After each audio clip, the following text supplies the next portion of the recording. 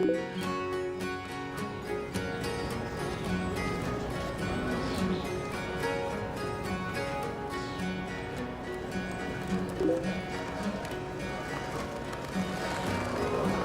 right, so I just want to say thank you for all coming out today. Appreciate everyone spreading the good word, the inspiration being passed on. Obviously, everyone's seen the movie. Have we had any people here that have done a reboot?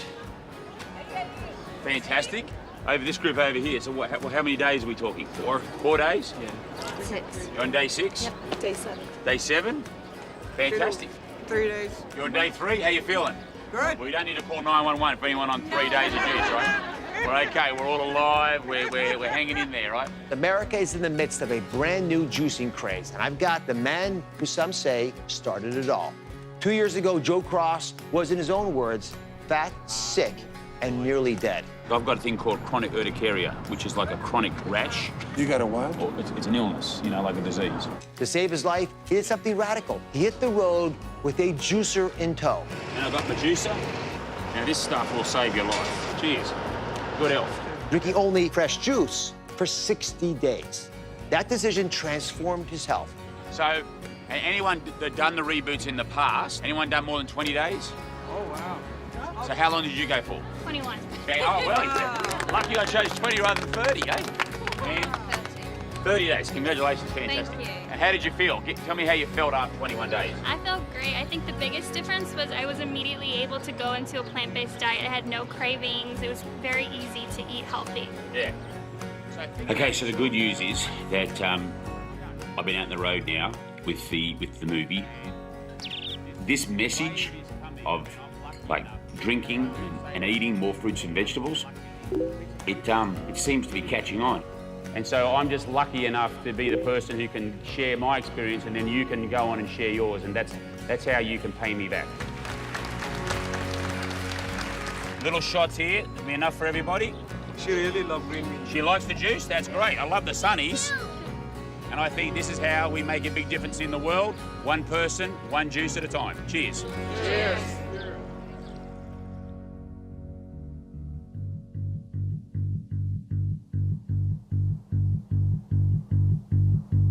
I'm gonna be around my vegetables. I'm gonna chow down my vegetables. I love you most of all, my favorite vegetable.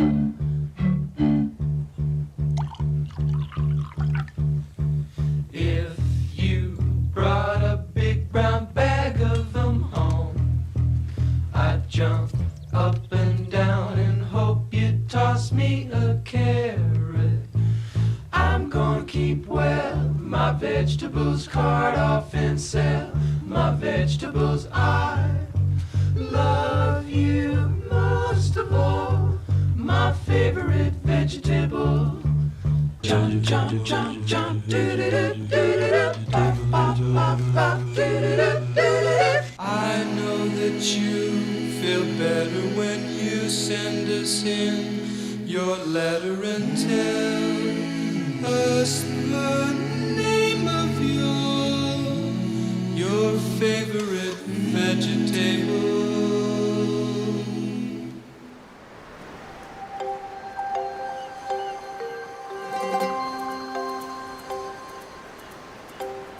Well, I'm back on Manly Beach, and it's been 5 years since we wrapped up Fat, Sick and Nearly Dead. And at the time, I'd lost 82 pounds, I got off all medication, and I was feeling fantastic. Well, I've learned a lot these last 5 years, and one of the big things I've learned is, yeah, it was hard to drop the weight, but boy, is it tough keeping it off. So, I'm back to go on a journey to find out how you can stay healthy in predominantly an unhealthy world. Excuse me, guys, do you have 5 minutes to talk to us? Making a documentary film. For what? About eating healthy. What do you think of the American diet? It's failing. Do you think most Aussies are healthy, or do you think most Aussies are unhealthy? Unhealthy. You reckon most people are healthy over here, or do you think most people are... Really? No. Americans eat for comfort. It's like so easy too. You just drive up to a drive-through window. It's so convenient. What do you call healthy food? Healthy food is fruits, nuts, grains, anything that is fresh. Vegetables, home-cooked meals, stay away from the fast food. Good old grilled cheese, always a favorite. Right. Pretty much anything with cheese on it, I'll eat it. Anything with cheese. Seriously. So you're a big cheese man. Oh, yeah. Can you say that again? What are vegetables? Disgusting and they nasty. Vegetables. Yes, I don't eat them.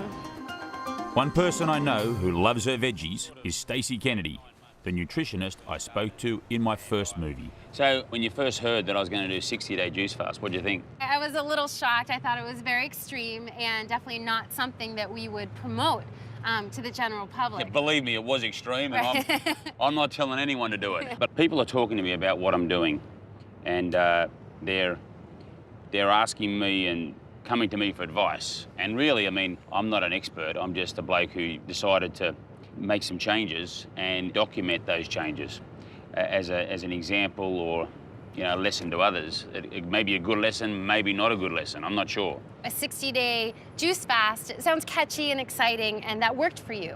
But the focus is absolutely long-term. We don't have a shortage of, you know, really people losing weight so much in this country. There's a lot of diets and weight loss. Viewers are contacting us about something called the paleo diet. The fast diet. The G-free diet. The Mediterranean diet. Eating cotton balls to lose weight. You know, anyone can sort of go out and lose weight, but can you do it in a healthy way? Can you maintain that weight loss? And I think that that is where one of our biggest challenges is right now. He says he lost 37 pounds after eating just McDonald's for 90 days. A wake-up call about salt. We're eating far more salt than we should, and it's been linked to cardiovascular disease and stroke. A new study is shaking things up. It finds that eating less salt does not reduce the risk of having heart disease. And also eggs. Turns out they may be healthier than they were before. It's no yolk. A new study suggesting eating eggs could be just as dangerous as smoking. Are you confused? I know I am. I reckon the first challenge is sorting through all this nutritional information that we're bombarded with every day. And Dr. Ornish, a clinical professor of medicine at the University of California at San Francisco, joins us this I've been a morning. veteran of all these different diet debates and diet wars over the years, and I got really tired of doing that after a while because there's so much heat and very little light. But I think that with, you know, the exceptions of some extreme views, most people, there's a consensus about what constitutes an optimal way of eating. And it goes something like this. To the degree that you can eat more towards a plant-based diet, fruits, vegetables, whole grains, legumes, soy products, in their natural, unrefined forms, that's optimal. Because it's not only low in the disease-causing substances, but it's also high in disease-preventing substances. There are literally hundreds of thousands of protective substances, and you find them mostly in fruits and vegetables and whole grains and legumes and so on. But also, you want to try to avoid too many refined carbs and sugar, because when you go from, say, brown rice to white rice, or from whole wheat flour to white flour, you're removing the fiber in the bran, and that's what fills you up, the fiber in the bran, before you get too many calories. Or you can only eat so many apples, you're going to get full before you get too many calories. But you can consume virtually unlimited amounts of sugar without getting full, because you've removed the fiber in the bran that fill you up. And the fiber in the bran also slow the absorption of food from your gut into your blood. So if you just eat like the sugar or have a soft drink, your blood sugar spikes up, your pancreas makes insulin to bring your blood sugar back down, but over time those repeated surges of insulin both predispose to chronic inflammation, they accelerate the conversion of calories into fat, and they have lots of other unhealthy effects. So what I tell people is to say, look, food isn't good or bad. Some foods are healthier for you than others, but it's not so much a moral choice. It's just, you know, what do you want to do?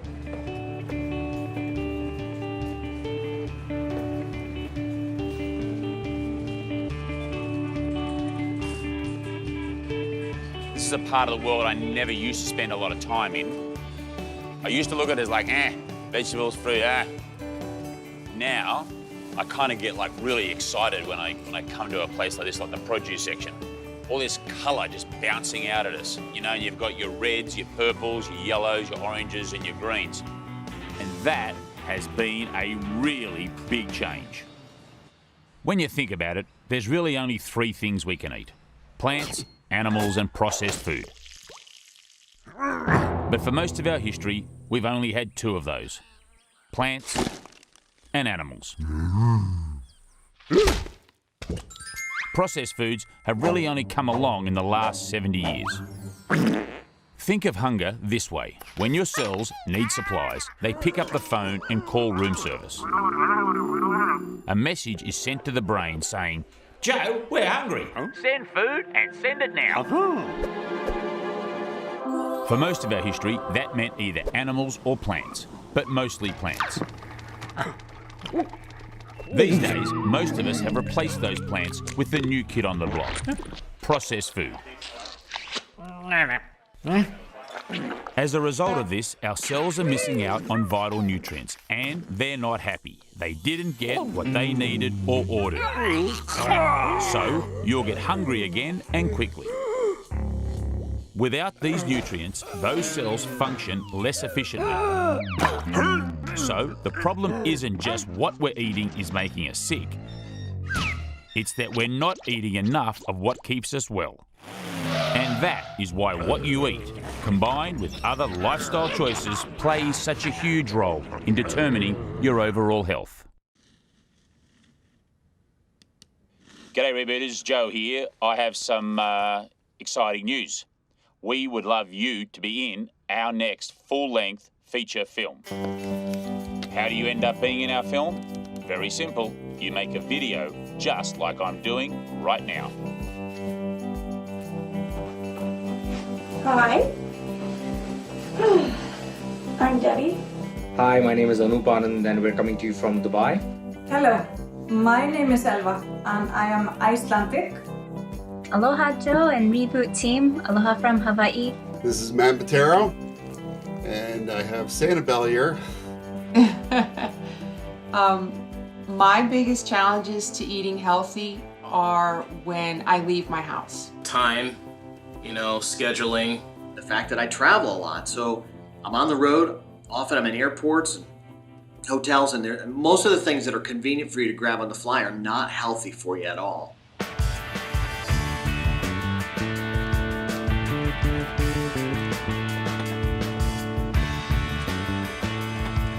So this is basically my life these days, in and out of airports.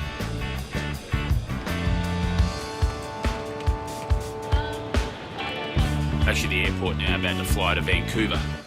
Arrived in Hamburg. I'm definitely coming back to Manila. Juicing is much more fun in the Philippines. Yeah! Where am I right now? Toronto, Ontario. Sometimes I forget where I am. Okay, so we're in Seoul, South Korea. Juicing up a storm in the south of France. So I'm standing on the Great Wall of China. I just want to show you what we've got here. Yes, the Oreo cookies. One of the problems when you juice a lot is you have to go here a lot. See that? So we are in London, and here's what I do. You're actually in my house. I now live most of the time in hotels where there's a bed. There's my office over there, and I also have my office here. But that's kind of like my two offices, and this is what I do. And it's now early evening, and we're about to head out and hit the town. And a night in the town for me is talking about juice. Expecting a good turnout tonight, maybe 100 people.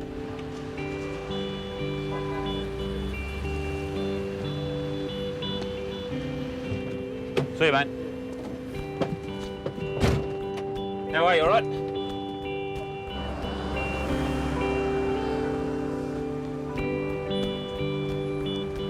Now, I'm going to ask the audience, stand up if you've done a reboot.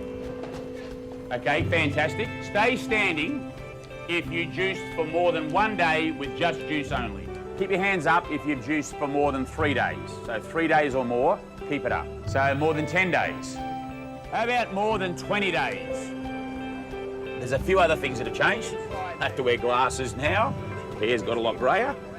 But still, I feel great. I feel young, feel good, feel healthy, feel alive, and I work really hard and I travel a lot.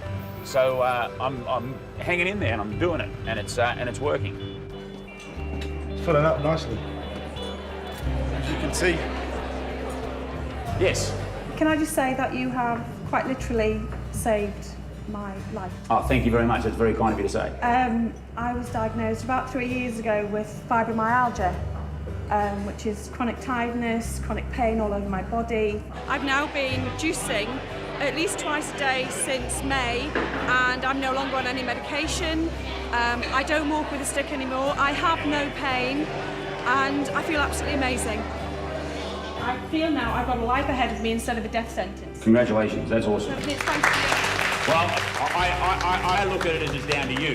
Please don't think I get blasé about hearing it. Every time I hear it, I am just touched beyond words. So thank you for sharing with me. I suffer from Crohn's disease since I was like 17 years old. I'm 32 now. And after seeing Joe's movie last year, it inspired me to go buy a juicer. And within a few months, obviously, I was feeling better and don't necessarily need my medication anymore. So the guy inspired me to change my life. It's amazing how many people come up to me at the end and just tell me how juicing and how eating more plant food has really changed and affected their lives. And I look at my Twitter feed or I look at Facebook. I mean, it gives me the strength, gives me the power, gives me the will to keep going, and I'm they're my inspiration. I'll tell you what. A little tired.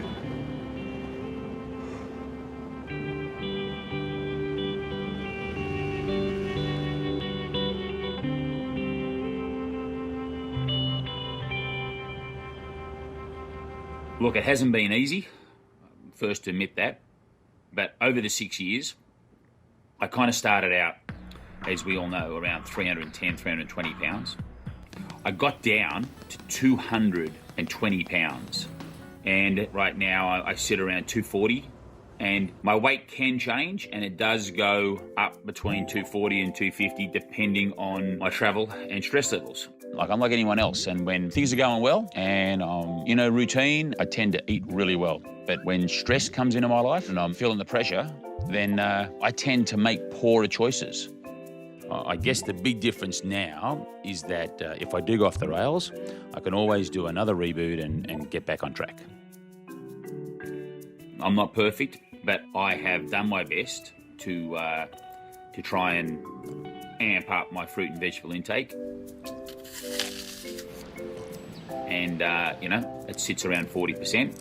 And that's not 40% of like what's on the plate, that's 40% of the calories. It sort of means breakfast and lunch to me is very plant-based, and then dinner time, I still put salads and veggies into it, but I might have processed or animal product then.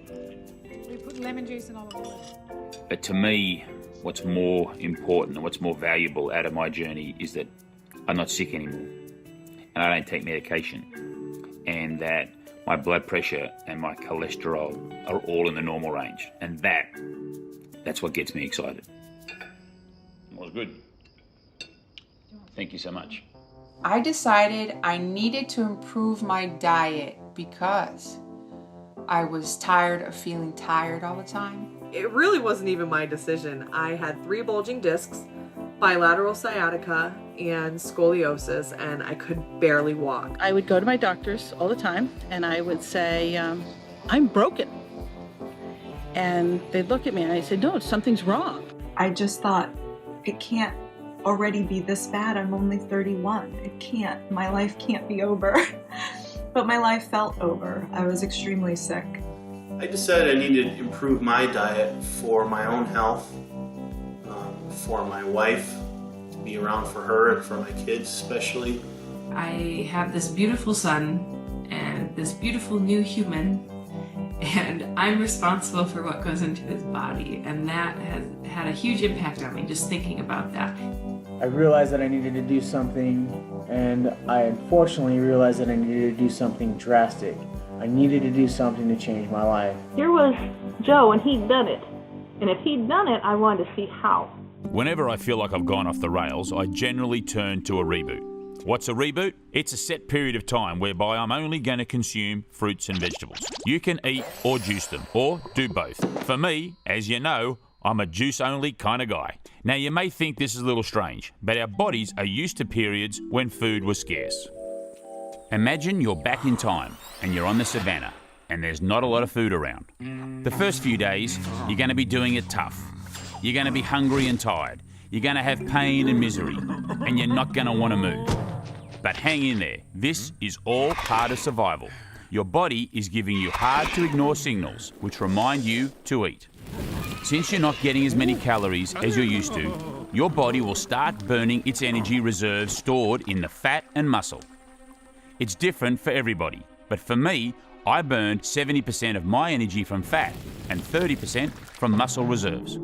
Now, around day 3 or 4, your body's going to say, Hold on a second. I don't know how he's ignoring all these signals I was sending. You see, making you tired and angry wasn't working. So it's time for plan B. Let's call this survival mode. First, the body will switch off hunger because that hasn't been helping. Then you'll experience better focus, better hearing, better eyesight, a better sense of smell, and lots of energy. All the things you need to find food. Now that hunger is in the past, you'll feel $1 million. And because you've been flooding your system with a broad set of micronutrients, your cells are going to be doing cartwheels with joy. You've gone from the valley where you were sick and tired to the top of the mountain where you feel amazing. And now it's time for your reboot to end and for you to come back to the present day. You've now reset your taste buds and your body will crave healthier food. But this is only the beginning. The food choices you make after the reboot will determine if you stay on top of the mountain or start to slide down the hill. And the good news is there's always another reboot to get you back on top.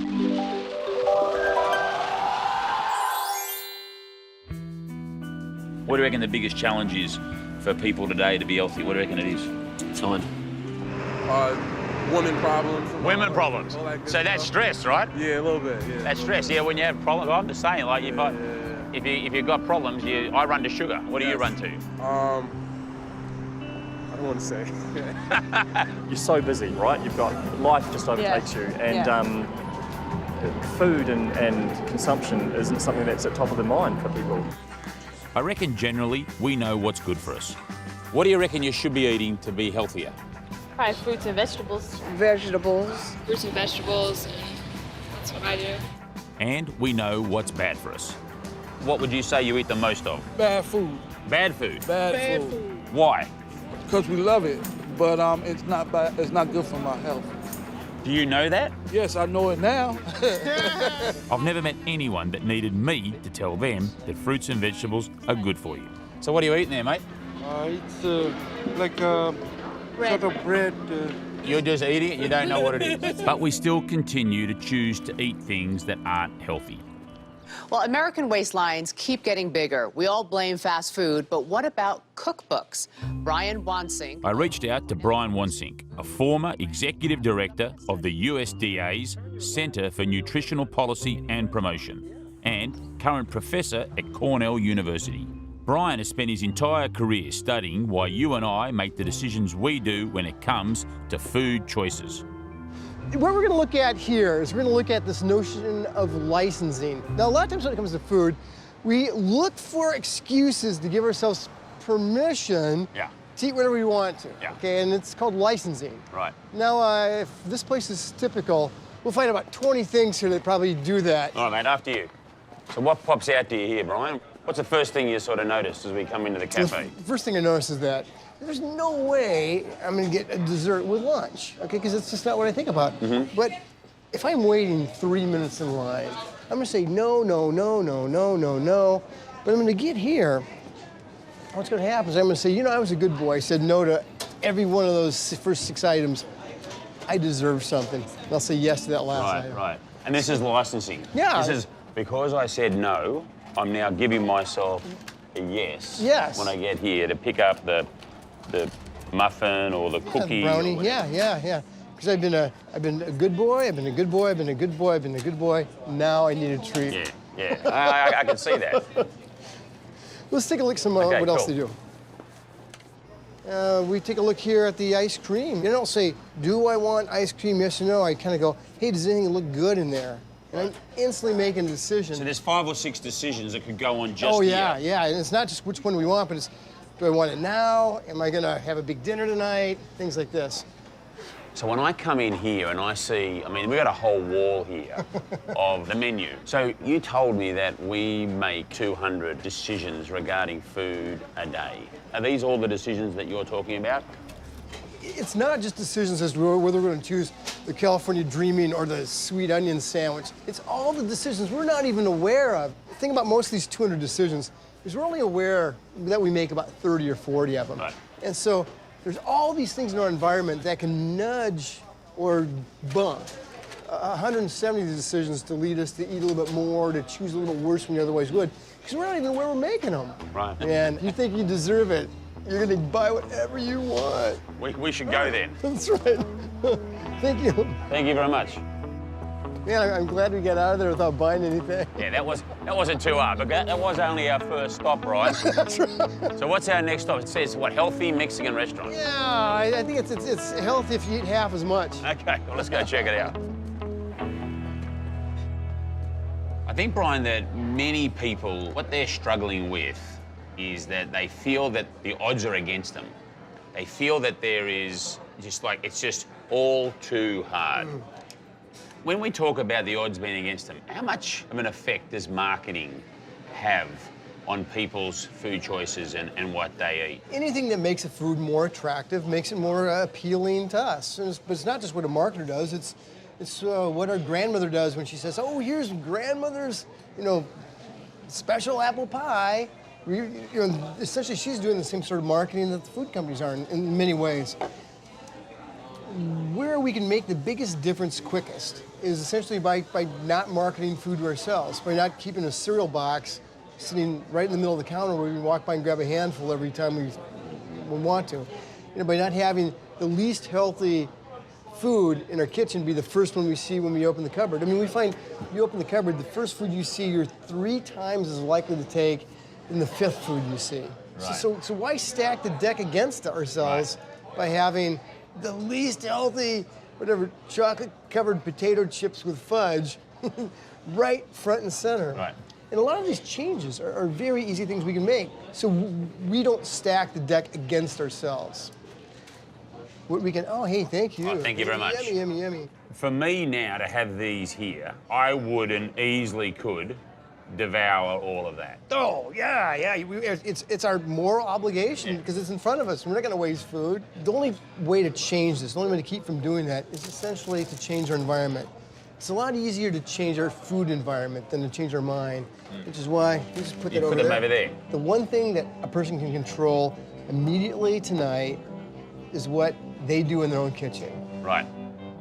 Since doing the reboot, one rule that I made that helps me stay healthy is that I am going to keep my kitchen and my refrigerator stocked with fruits and vegetables. And having things readily available, strawberries washed in a bowl, blueberries, bananas on the counter. I'm more likely to grab a banana if it's sitting in front of me. My top tips for eating healthier are keep it out of the house. And so out of sight, out of mind. If I keep chips or cookies or whatever in the house, I will eat it.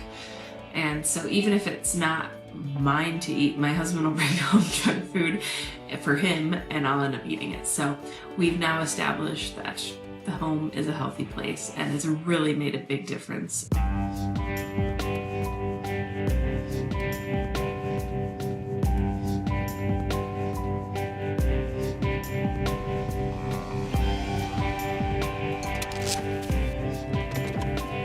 So I'm Dr. Carrie Diulis. I am an orthopedic spine surgeon.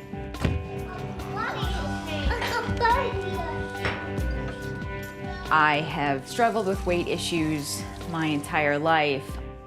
And while I was pregnant with my son, I had a lot of complications related to that. And I ended up in the hospital for well over a month. And they said you could have a stroke, you could permanently lose your vision. After my son was born, my vision stabilized and all of those symptoms were going away, but they didn't know what started it, so there's always the fear that it could come back. And I really started to seek out ways to get things in balance. What do you want in your juice? I'll show you. All right, I got everything clean. A friend of mine had brought up this movie that she had seen, Fat, Sick, and Nearly Dead, and said, hey, what do you think about juicing? So that weekend I watched the movie. I went out that day and I bought a juicer and started doing the juice fast, and that's when I did the 42 days. I haven't had a headache since. I haven't had any problems with my vision since, and felt better than I had ever felt in my life. I didn't realize how bad I felt for so long until I felt this good. And in fact, losing weight is probably an important but small portion of the whole equation. Good? Just the introduction of juice into our household has significantly increased the amount of fresh fruits and vegetables that the entire family eats. And I think that's really the main benefit of all of this. What'd you say, Lou? Found you. Found me. And now it's easy for me to see something's a little out of balance. You know, there are weekends where life is crazy and pizza happens and pudding happens and parties happen, and we don't focus on it, and the next week we eat a lot more fruits and vegetables to balance it out. What you got, guys? Step on up. I got steaks, some more steaks. So, mate, what are you eating there? French fries. You like them? Mm-hmm. How much do you like them? I'd say they're my third favorite food. Third favourite. Do you eat a lot of fruit and vegetables? Not really, no. And why do you reckon that is? You got kids? Yeah, two. How many kids? 2 kids? 2 kids. And what do they like to eat? Anything apart from vegetables. What about fruits and veggies? Do you ever eat fruits and veggies? Do you like fruits and vegetables? What's your favourite vegetables? Cucumbers. Are fruits and vegetables a big part of your diet at home? Absolutely.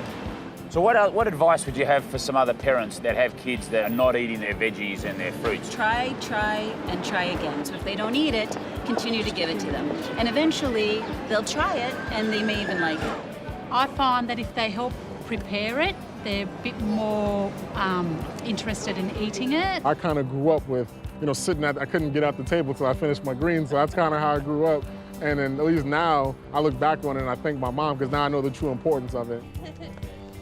The last time I caught up with Stacey Kennedy, she suggested that I should meet her husband, Russ. He's a behavioural psychologist. Scoop that into the bowl. I thought he could shed some light on how we can help our kids get on the path to healthy eating. I'll smash it, so gorgeous. We're setting these kids up with habits that they will take their whole lives. Let me give you 2 quick experiences that you could have for dinner. One experience is starting to hear the pots and pans and the plates and the silverware. They have these very distinct sounds. And over time, I'm just gradually brought into this experience of eating. Here's the other experience. The doorbell rings. Someone's holding 2 pizzas, and now you're ready to eat. So one of those situations, my body had all this time to prepare itself. My stomach muscles relaxed. The stomach organ expanded. The whole alimentary canal starts to lubricate so that the food can get down there easier. And this happens over this time while I'm preparing the food. So now when I eat the food, my body is in this wonderful place to absorb as much of that good stuff as it can. And then I have this wonderful experience with my family. So even this is kind of creating our own culture for our boys, so that as they grow up, healthy eating is just this natural byproduct of living a life that he has deemed healthy, not because we shoved it down his face, it's because he's done it and he feels good about it.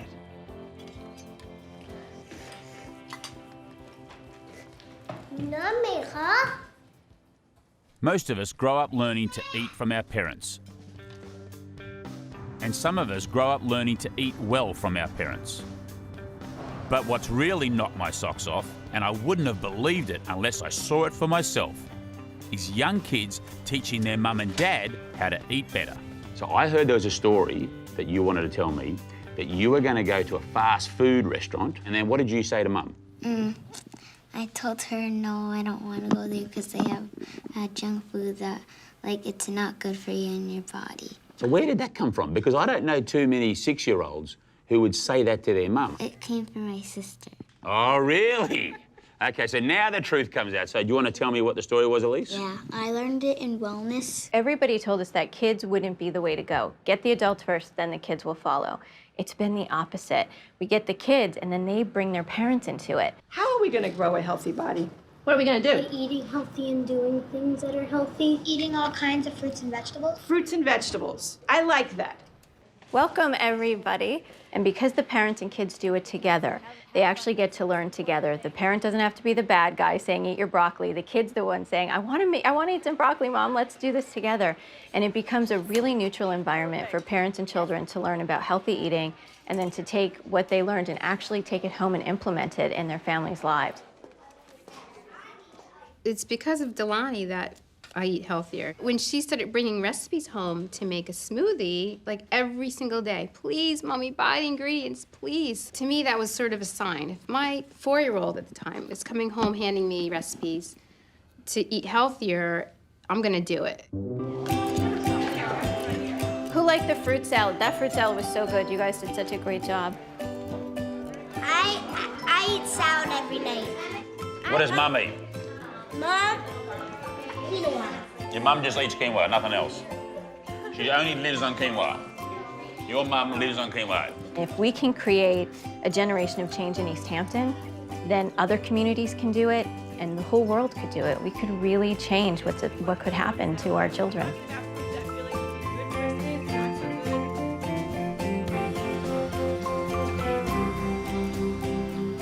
What's your name? Ethan. Hi, Ethan, how are you, mate? Hi. And you are? Liam. Liam, how are you?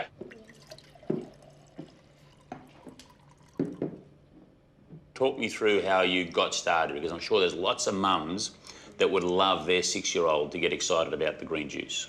I started with a bit more fruit. I'd put in, let's say, watermelon, apple, orange, and then spinach and carrot. Yeah. So I'd incorporate just a couple of vegetables in there, which he wouldn't really even know was happening.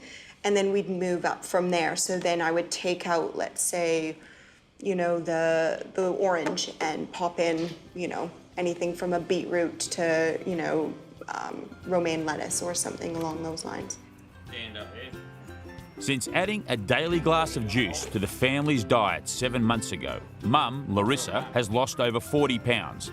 But she tells me this is only a small part of the benefits the family has seen from the change.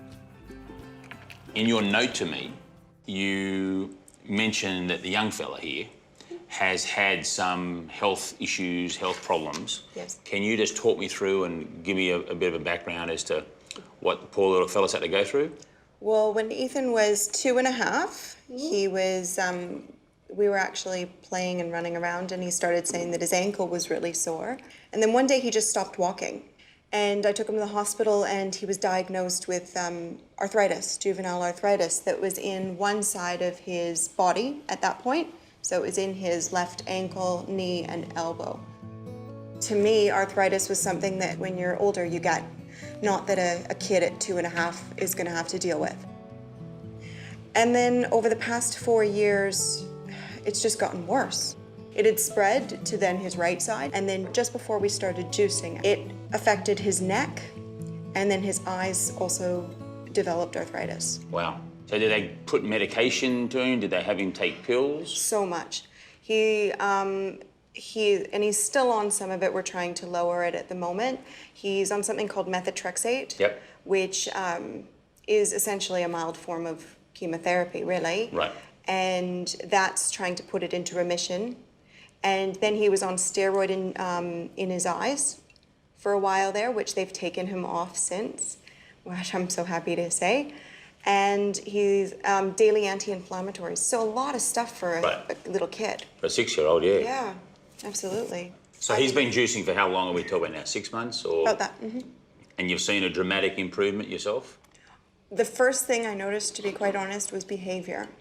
I noticed that his behavior calmed down, and at school he was just a bit more receptive. But I truly do think that he has been in less pain. And I think that being in less pain will then make him less irritable. And so, Ethan, do you feel better since you've been juicing? You do? What else do you notice? that I'm getting taller. You're getting taller. You think that the juice is actually making you taller? Because Really? it's made of vegetables. Oh, the vegetables are making you strong. I like your thinking, mate. Can I have a wee cheers to that? Perfect.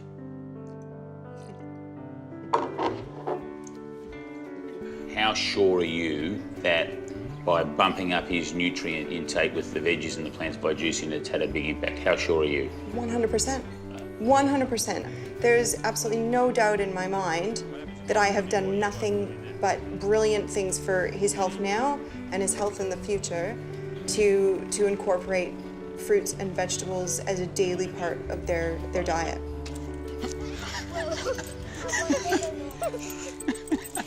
You right there, Liam?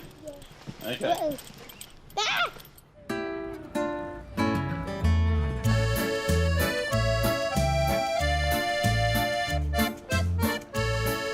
So another new day, another new city, and it's time to get a juice or get a smoothie or get something into my body for breakfast. Now, one of the ways I use the community is I will ping out and say, hey, I'm in Adelaide, where can I get a juice? And I've done that this morning, and Melissa, she has come back to me and said, try Goodies and Grains. And I've tapped it in my maps, and apparently it's just around the corner. So, time to load up on some micronutrients. Give me vegetables, they're the key to one's longevity. He's down here. Give me vegetables, because health is my priority. All right, we'll go down here and have a look. Do you know where Goodies and Grains is? It is a bit of a maze in here, but I'm sure I'll find it.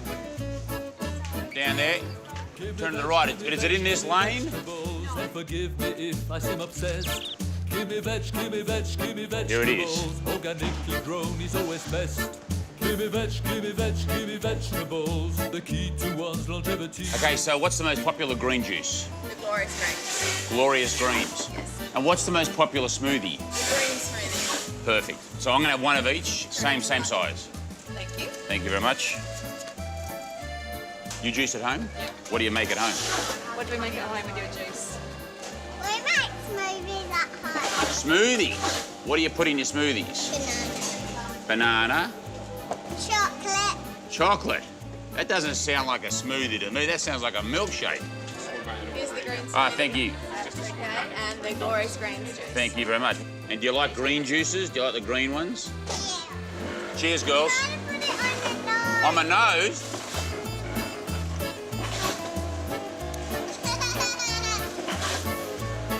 All right, see you later. Bye.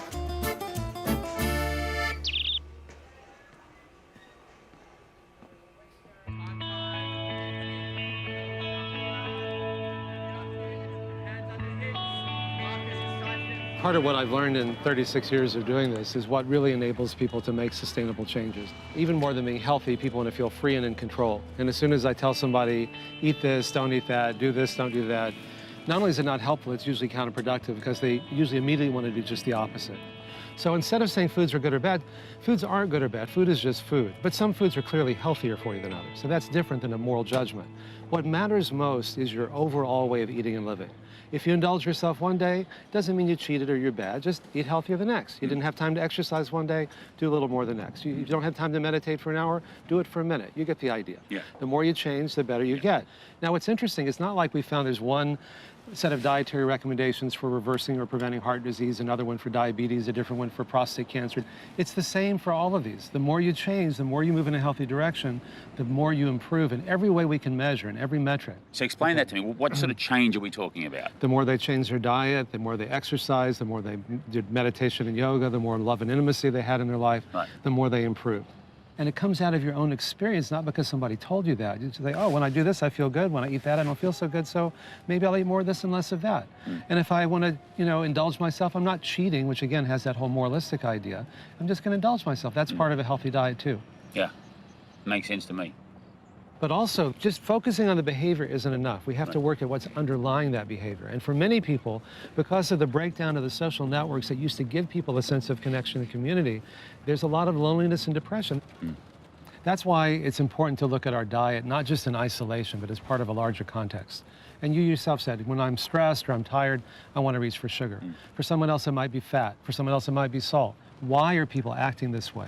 And when you talk with them, more often than not, they'll tell you it's because it helps them get through the day. The real epidemic isn't just obesity or heart disease or diabetes. It's the depression and loneliness. It's in isolation. But we can break that. Spending the time with our friends and family isn't just a luxury that we do after we've done all the important stuff. It is the important stuff because feelings connect us. And when we feel connected, then it makes it easier to make these kinds of changes in diet and lifestyle. Good advice.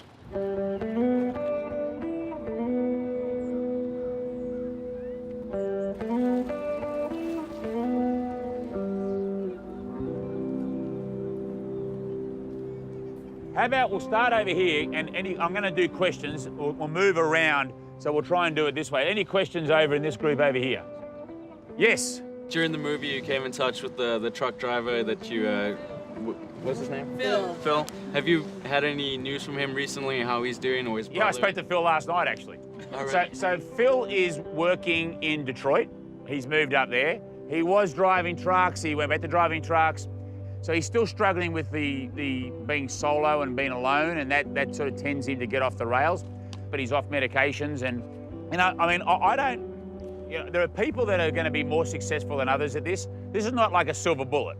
You know. So I'm constantly being asked how Phil is. Joe, this is Phil. Is it too late, Dad, for help? People really responded to his struggle, to his journey, and they rejoiced in his success. I felt that my journey was equivalent to the Forrest Gump running across America and people just coming along and following. And Phil was the first person to follow. He was really the first person who said, you know what? I liked what that guy did, and I saw what he did. I want to try that. And it's Phil's story that has inspired all these millions of people.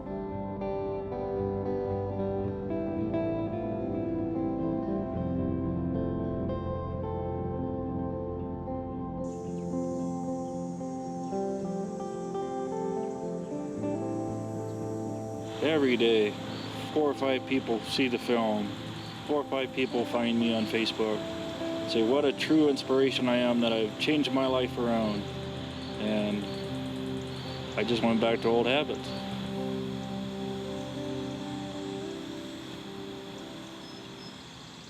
After the 60 days, I had some friends helping me out with healthy eating and working at the Y there in the town. I was doing really well.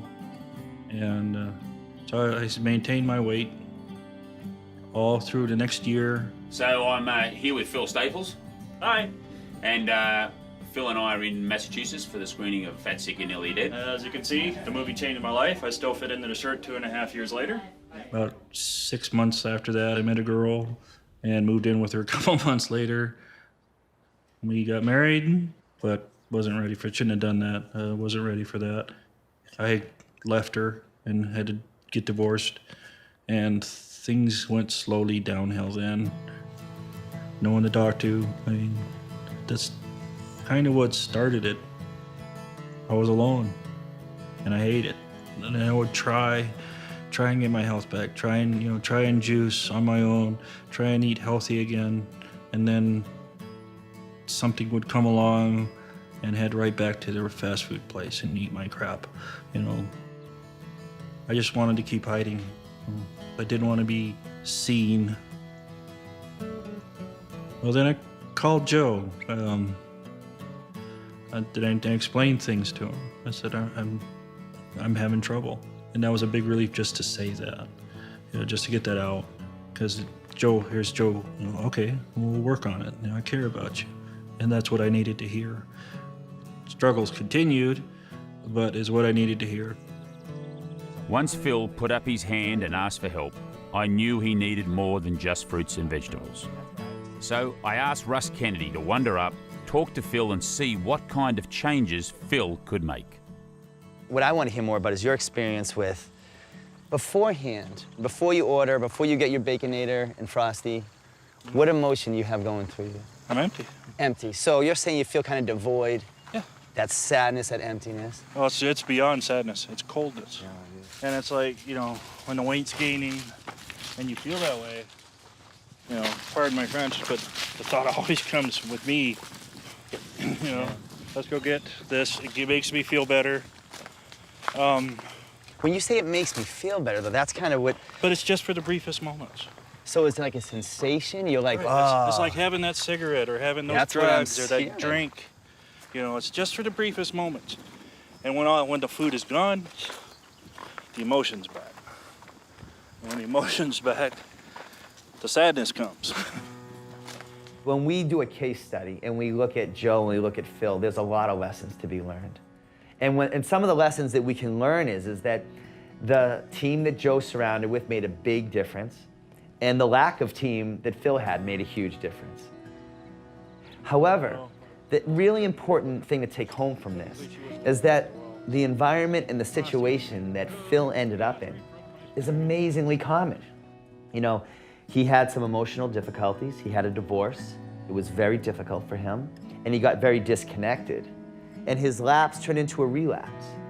So where Joe was successful having the right team, getting the right importance and meaning, and having people in his life who would call him out on it, Phil didn't have such a system. The only connection that he had to food was the temporary sensation of contentment. So I feel that community and the system that you make within that community acts as this great buffer against difficult emotional experiences that we're all going to go through. I mean, to go through these things is to be human. And it is what Joe put in place. He put a community around him that gave him a great buffer zone, that keeps him accountable, and it keeps him on the high path, on the healthy path. Well, in our practice, when someone first comes to us, we kind of treat it like an emergency time. Like, your house is on fire, we got to put this fire out first. And then can we get help and support by having these healthful and healthy relationships? And then the third thing we really have to do is control our environment. Yeah.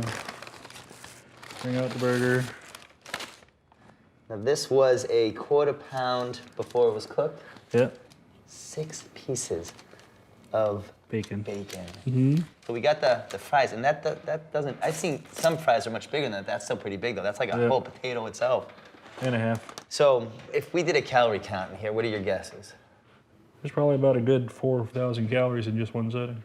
And you're thinking you were having this more than one time in a day? There are times I have it 3 times. 3 times? Yeah. I mean, we know physiologically this would hit you in a biochemical way. Yep. That would release a lot of those body's chemicals that would kind of alleviate some of your difficulties. So you weren't crazy when you thought that you were getting some type of relief. However, you can get much better relief with other things. So I want to do something with this.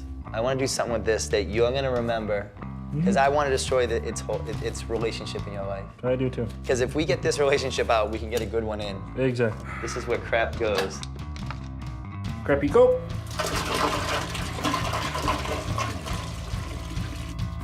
And 800 calories of chocolate-ish. French fries, a cheeseburger, look at that bacon, double bacon cheeseburger, son of Baconator, and a bacon baked potato with cheese-ish sauce. With side of bacon. Say goodbye. Best way to burn those kind of calories. I bet you that fire goes for hours there, Robert. Well, you can even see some of the burgers in there. Besides feeling heavy when I walk, I actually feel pretty good. You know, I don't have my urticaria, I don't have that pain and blistering, thank God. And I don't have to go back to those nasty medications. My goal is to get back, you know, swimming, slowly walking. Eventually I'll probably get into a bicycle. You know, I realize now what I didn't do. I didn't have that support group. That's the only way I'm gonna beat this, I think. After all that fat and all that stuff, I swore this would have been burning all day long. So just like with your body, it seems to have a lot of energy, but what did it burn for, like 4 minutes? 4 minutes, it's good. It's like nothing. It's just empty calories. Empty.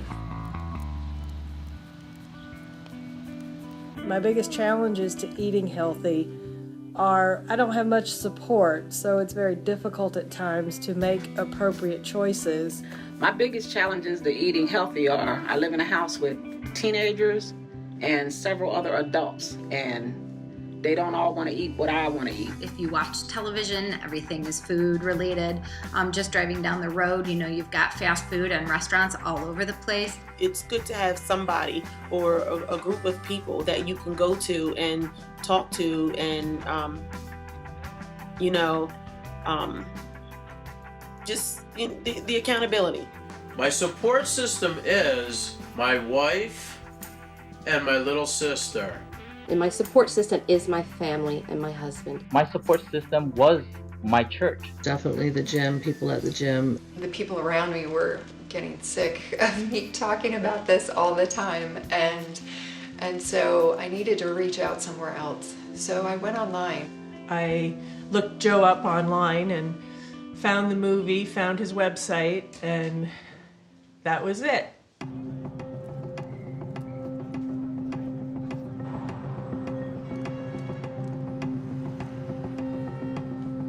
If I take a look at how my life's changed, not only am I well again and off the medication, I feel better, I'm happier. See these over here? I love those. Pain au chocolat. It's also my career and what I do. You know, I used to invest my capital into companies and do a bunch of things. But now I've had this whole sort of change of attitude about business and about what it is that I do with my life. In the past, it was all about work and not about health. That's what got me into trouble in the first place. So here we go. And you can tell it's Reboot headquarters because who else has green juice photos on their wall? Hey guys. Good, how are you? And what I've done here is I've pulled out some of the groups and what they're talking about within our community side. Right, cool. So for example, what you've got here is the Reboot Juice Lounge, and it's a group, it's somebody posting knowing that they're looking for positive people, sharing both triumphs and struggles. So you're finding a community of like-minded people who are there to help. And so, in creating this company, this online community, it's giving me a way to marry up what I do with my personal beliefs when it comes to health. And in doing so, it's created something much larger than myself. And in one day somebody will be posting because they're struggling, and the next day they're posting because they're giving the support that somebody else gave them. Great. And it's full of it. The community site is full of examples of that. I have friends all over the world now who are my cheerleaders and my confidants. When I hit that wall on day 15 and I wanted to quit, they would not let me. I had people that I don't ever really talk to telling me I can do it and being motivational. Sometimes it's like, oh, I'm doing so horrible, and then I go read somebody else's story. It's like, nah, suck it up, Cupcake, you're doing good. You know, I've helped other people by juicing, and helping others keeps me motivated. And it's just nice to know that there's somebody in my area that is on the same page as me.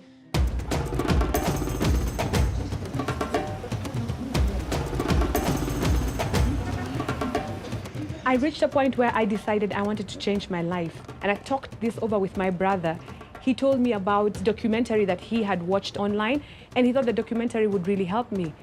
I watched it over and over and over until it sank into my spirit. And so I decided to myself, if someone in the US can do it, someone in Africa can do it. And I live in Nairobi, Kenya, beautiful city. I decided I was going to do juicing, and I was going to take the path that Russ had done. I feel like a brand new person. I mean, when you look at me and you look at those pictures that were there that I had taken before, like some in December, you can't even believe it's the same person. I'm totally mind, spirit, body. This is a whole different person. It has changed me. For Kenyans, juicing is a new phenomenon. So I didn't have people here who would like support me in the real sense, but I got my support online. And people from thousands of miles in the US, in Australia, really encouraged me. You need the support. You can't do just things by yourself. So, how are the first 3 days of your fast? They were challenging. They were? Yeah. What did you experience? What did you... I was feeling dizzy, headache, rashes on my face. Your face broke out. But I told you to You had expect told me that. at least. Yeah. There's spinach here. I did not do this journey for myself. I did it for others. We want spinach. I want others to hear this is a lifestyle change. You can do it for 3 days, you can do it for 7 days. It's just about getting yourself to a point where you want to take charge of your life and just change your life for the better. Take reign and take charge of your life today.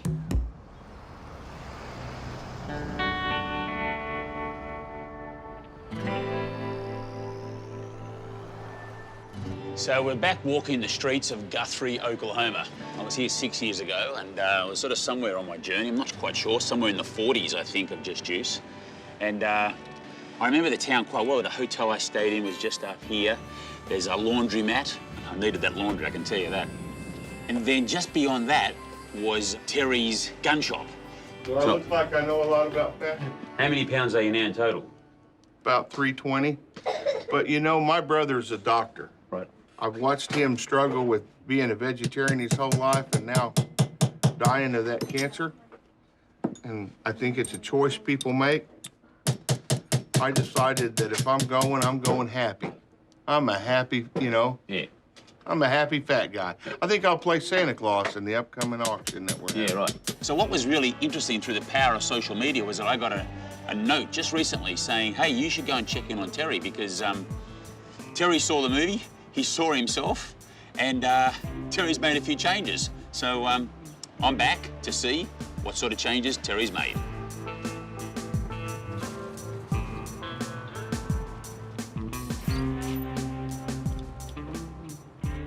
Been a while, mate. Geez, you're looking different, mate. A little bit. Geez, you are, aren't you? You made a... Hey. I went from a 56 to a 44 in pants. How about that? Geez, you look good. Now you're a happy thin guy. A little bit. Not where I need to be. Oh, Angie, nice to see you again. How are you? Good. This is my old chair, isn't it? That's your chair. Still got it. So, mate, 6 years since I've been here. You've probably forgotten all about me even coming in. What happened when you saw it? What were the thoughts? Well, the thoughts were, God, I look big. You should have seen yourself on a big screen. Yeah. You're lucky you only watch it on Netflix. You know, I was on a breathing machine. Yeah. I had 5 or 6 bottles of pills every day.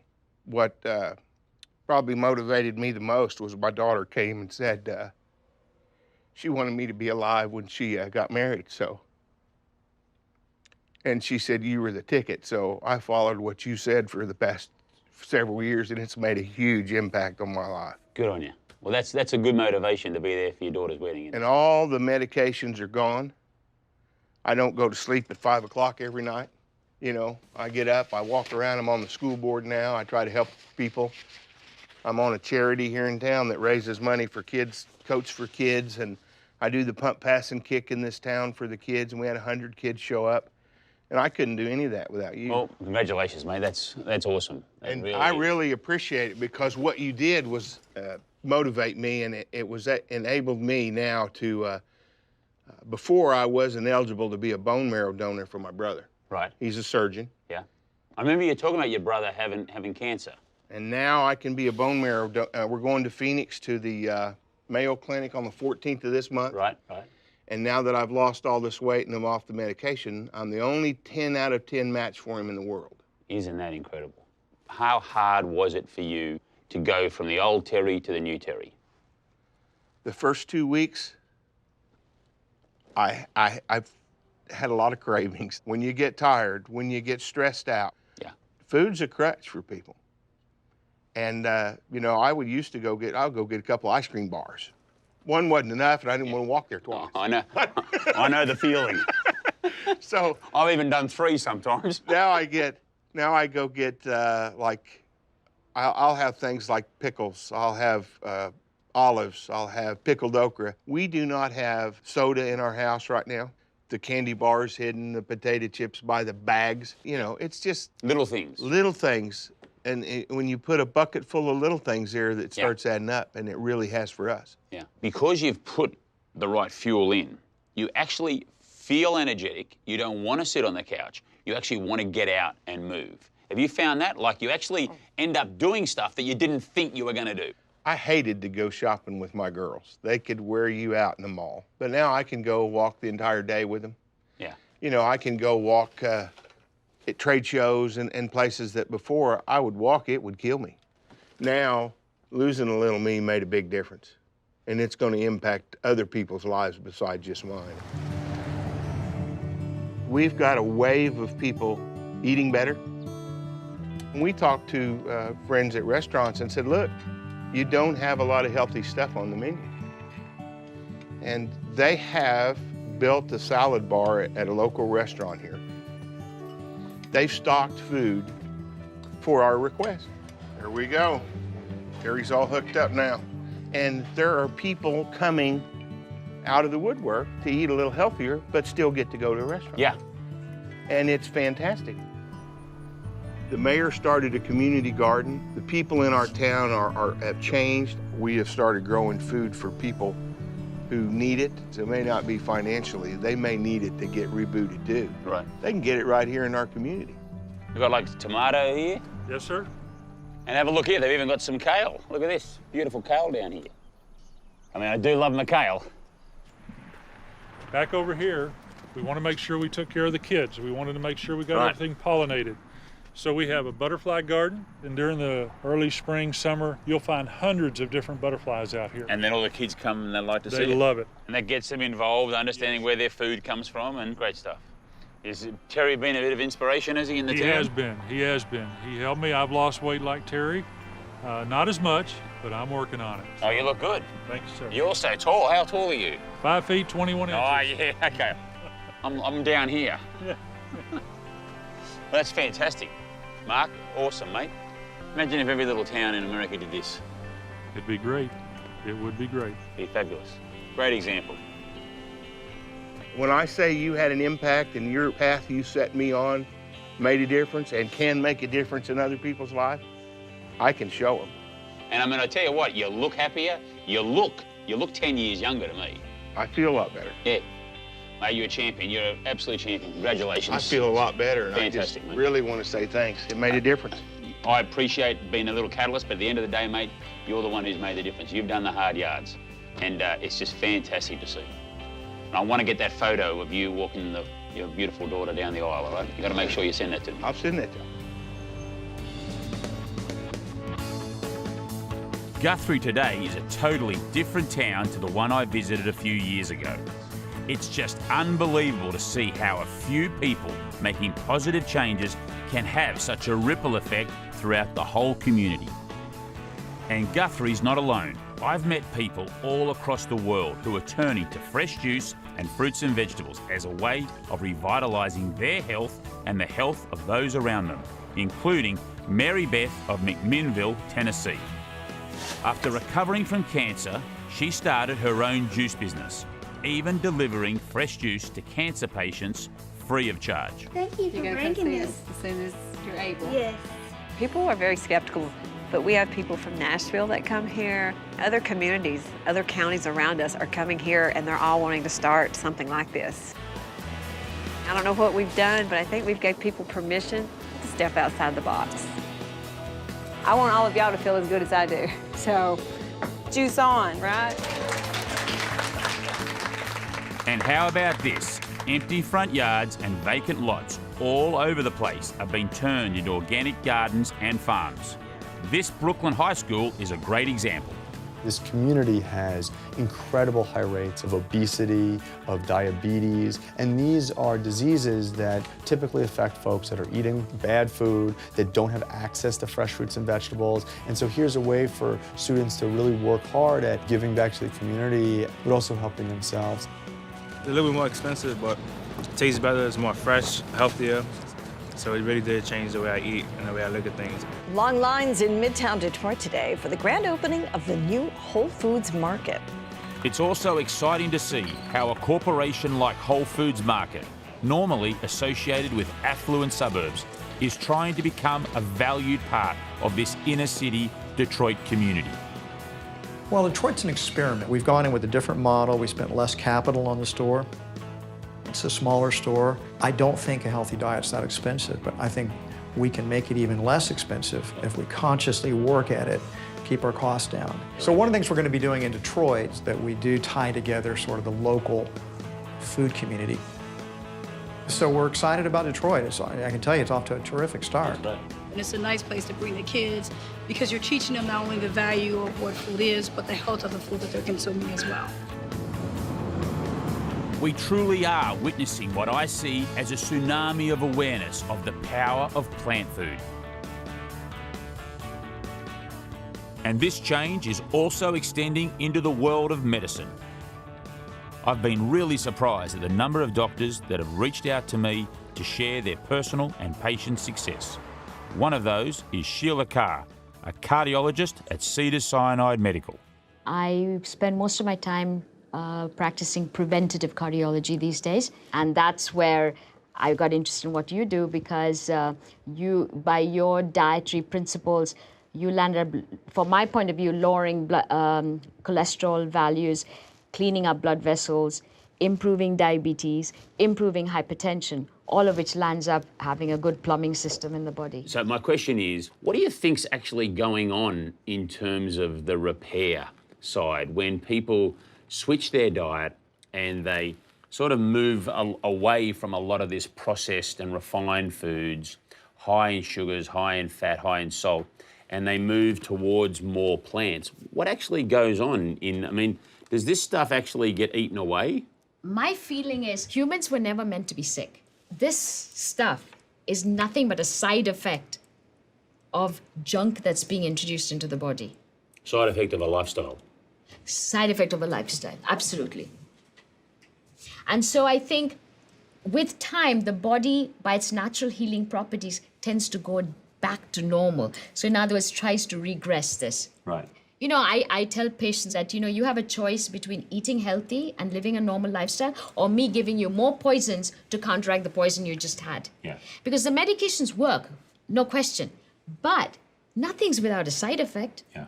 We know for sure 15% of cholesterol is from what we eat, and the rest of it's what we make in the body. It's genetic. Right. But having said so, 15% is huge. None of the medications we use reduces cholesterol by 15%. Right. And I've actually managed to have people get off blood pressure medications, off diabetic pills, just by this concept of eating raw fruits and vegetables. Yeah. So someone's at home, they're watching this, and they want to avoid going down this path of wreck and ruin. What do they got to do? You said, what's the secret? Moderation. Yeah. So eat the right food, but not processed food, but also exercise. Now, the movement can be swimming, dancing, walking in place. So I tell people while they're in the kitchen, just keep marching every now and then. If you start talking like this, just a little bit shorter breath, that is the right level. That's the level. That's the level. You don't How long for? This is a dictum. To prevent heart disease, at least half an hour a day. To reverse heart disease, this can be reversed 1 hour a day. Right. If I was to have my heart, like let's just say we just did exploratory open heart surgery on me, just for fun, right? Doesn't sound like fun, and we went in and had a look at the arteries. Is that the best? Can I tell you something? Sure. We can look at the inside of a blood vessel and actually see if there's plaque or not. If you want today, I'll show you the inside of your blood vessel. It'll take me 5 minutes to show you. Love to see it. Okay, come on, let's go. I'm ready to go. No radiation. No, I'm good. Go. I'm good. Where do I go? Let's go to the next one. Is it a needle? No needles, no pain. Okay. I don't mind needles. I don't mind. I'm not nervous. No, I'm a doctor. I'm scared of needles. It's fine. What we're gonna do, we're gonna just measure the thickness of the intimal wall. The thickness of the intimal wall. Yes. And then Dr. Carr will just pass. Got it. Well, I did 40 years of smashing myself. 6 or 7 of being good. So let's see where we are. Yeah, just take a fresh picture of the external carotid. Thanks. A normal blood vessel should the inner wall should be just a thin line. Right. You see this? Yep. This is very bright. It's all plaque which got calcified. So my guess is from age 20 to 40. some age, you had high cholesterol. Oh, yeah. Yeah, it shows. So we nowadays don't just treat numbers. If somebody's cholesterol is actually affecting them, then I bring it down. I have patients who are in the 300s. I don't touch them, but I do this every year. If their blood vessels look pristine, no problem. I'm like, you Got don't it. have that issue. But this is now between you and me as the saying, you have an issue. So if your cholesterol goes up, you will put plaque down. Got it. And the same theory for you holds good, is this much of plaque is enough to obliterate a blood vessel supplying the brain. Right, So so- you want to stay sharp. Right, so over time, say the last 6 years, because I've been on a good track, You it's probably have regressed. come Yeah, down. I never saw you Yeah. then. But my point is just remember this for your own good, Got it. that check your lipid profiles every year. Righto.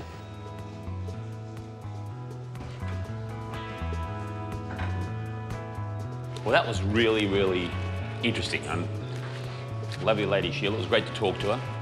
But I think what, from a personal point of view, having your arteries looked at and to be told by one of the top cardiologists here in Los Angeles from Cedars-Sinai Hospital that you actually have plaque and actually see the image of the plaque there, even though it's only a little bit, the fact that now I know that I am predisposed, my body is predisposed to actually laying plaque down, and that I've got to keep my cholesterol numbers down, total below 175, my LDL below 70. That's really good to know now, because I've got to keep doing what I'm doing. And to be perfectly honest, if I hadn't have done what I did and I hadn't have changed, maybe those words that I said in Arkansas on Thanksgiving Day, who knows? If I hadn't have got sick, I may not have ever slowed down. I might have already had a heart attack and died. So maybe that's true. I probably could have, or at least I'd be well on my way to advanced heart disease. So it's good. So the message out of that is to keep doing what I'm doing, but avoid car accidents. The smart money tells me that 70% of all disease is caused by our lifestyle choices, including the big three. Do you smoke? Do you exercise? And what do you eat? So your food choices have a big impact on your overall health, including your immune system. Think of your immune system as a series of guards around your body, defending it against outside intruders and all kinds of diseases, including the one you're most predisposed to.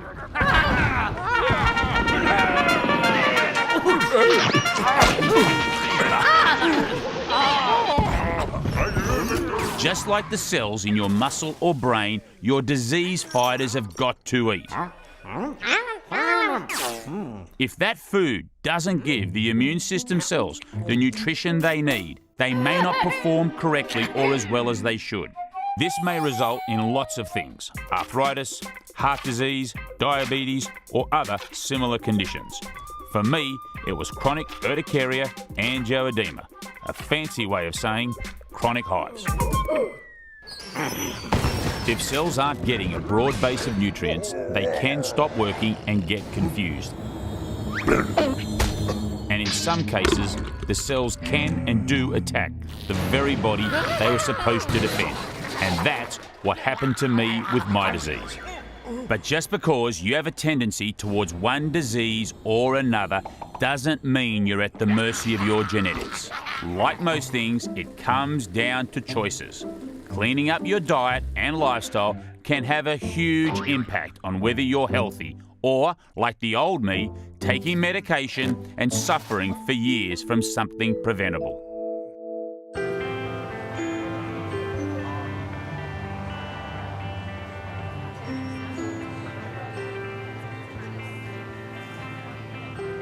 Without any further waiting, it's Joe Cross. Hey, how are you? Matt, how are you, mate? Nice to meet you. Thank you very much for having me. It's great to be back in Austin, Texas. I haven't been here for, it was at least probably a year or even 18 months ago. Really, really, really exciting to see just how far the movement of trying to eat and drink more fruits and vegetables. Just incredible how it's such a world theme right now, and it's a great honour to be able to shake the hands of all the incredible success stories and also the people that are just starting out. The message I like to share wherever I go is it's not just about following exactly what I did, it's about learning and becoming aware and awake of the fact of the power of fruits and vegetables and just what they can do. People say to me, Joe, do you think McDonald's is bad for you? Do you think Pizza Hut's bad for you? I don't think they are bad for you. I think that if you go to McDonald's and you go there once or twice a month and you eat that food and the rest of the time you're eating mostly plant food and good lean animal protein, I don't think it's bad for you. But if you only eat that food or you get most of your energy from there, the real damage is that you are not getting this food into your system. The real question is how much of plants, how much of animal, and how much of processed should you be having? And you know what? I actually don't know the answer. But right now what I'm doing is I'm living on 40% of my energy is coming from plants, about 30% from animal, and about 30% from processed. So up to you, but if you do what every other American does and you get 5% of your energy from here and you get 95% of your energy from down here, you're gonna end up like every other American that is on medication up the yazoo, cutting their life short by 20 years. Now, you have the choice to not be one of those people. It's up to you. The ball is in your court. This is the last 2 feet of freedom, right here. No one can tell you what to put in your mouth. No one controls you. No one straps you down. You know, there's not a lot of things you can do in the world. I can't get in my car and drive home at 100 miles an hour. I'll get booked. You want to go home and order 20 pizzas tonight? No one's going to put you in jail for that. So it's all about our personal choices. And telling people what to do doesn't work. You want to make a difference, you do it to yourself. Don't tell your husband or your wife what to do. Just do it yourself. Just lead by example. Pretty soon, the When Harry Met Sally thing is going to happen. I'm having what she's having. That's the When Harry Met Sally effect. That'll happen. Look how good she looks. She looks unbelievable. What's she having? I want to have some of that. Look, I'm the luckiest guy in the world. I'm someone who got myself into trouble through my own choices. And in the process of trying to get myself better, I learned more than I ever imagined I would. 65 days. You went 5 days longer than me. I did. Losing the weight is great. Being healthy is better. But understanding that I'm a small part in a larger community and that through working together, we can all make a big difference. Give me 5. That's what keeps me going. I just want to thank you Oh, because fantastic. you've been an absolute Very good. Good on you. That's great. After experiencing firsthand the power of a reboot, Dr. Kerry Diulis has brought the message of eating and juicing more fruits and vegetables to her patients. That's gotten better? Yes. Fantastic. I'm so excited. If I can give them that one extra piece, then I feel like I've served them better as a physician.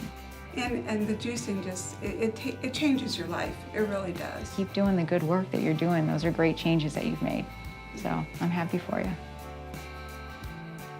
Little Ethan no longer has any arthritis or inflammation in his eyes or joints. And even better, he's off all medication. And they tell me he's healthy enough now to play his first game of football. And watching Terry walk up to the Mayo Clinic to donate bone marrow for his brother is just another shining example of how little changes can and do make a big difference. And Phil has moved to North Carolina to be closer to a healthier community. How about a juice fest? And I heard you sell juices. We do! Yay! It's so nice to meet you. Nice to meet you too. I'm working on strengthening my foundation, I guess, if you call it.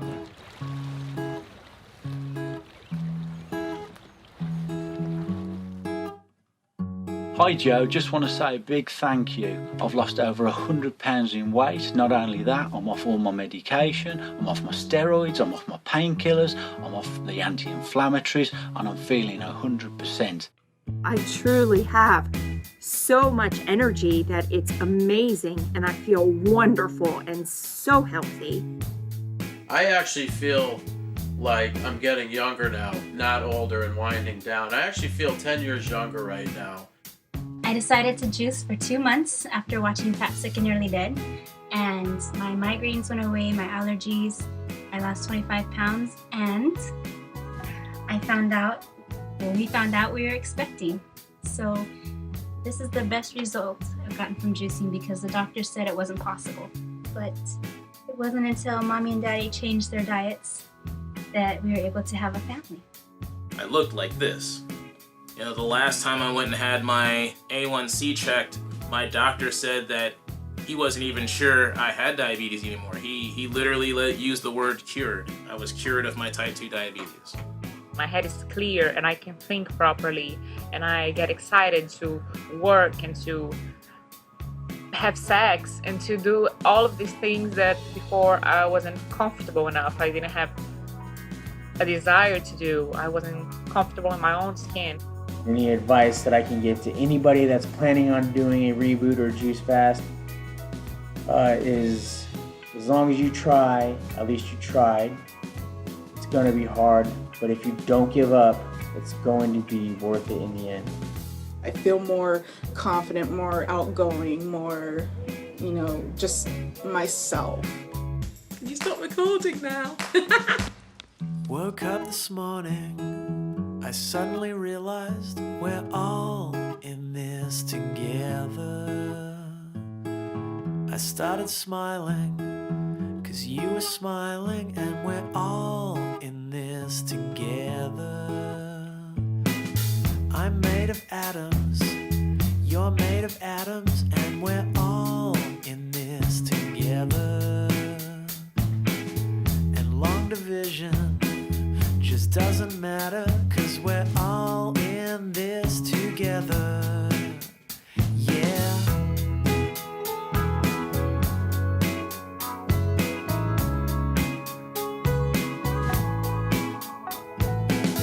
I saw you walking in the city, we're all in this together.